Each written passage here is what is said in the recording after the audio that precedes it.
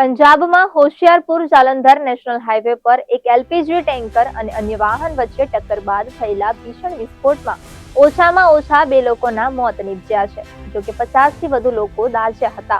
મળતી માહિતી મુજબ શુક્રવારે રાત્રે 10:45 અકસ્માત સર્જાયો હતો. એલપીજી ટેન્કર બીજા વાહન સાથે અથડાયા પછી ગેસ લીક થવા લાગ્યો, જેને કારણે આસપાસના 4-5 મકાનો અને 15થી વધુ દુકાનોમાં આગ લાગી ગઈ હતી. ઘણા ગ્રામજનો પણ આગમાં ફસાયા હતા.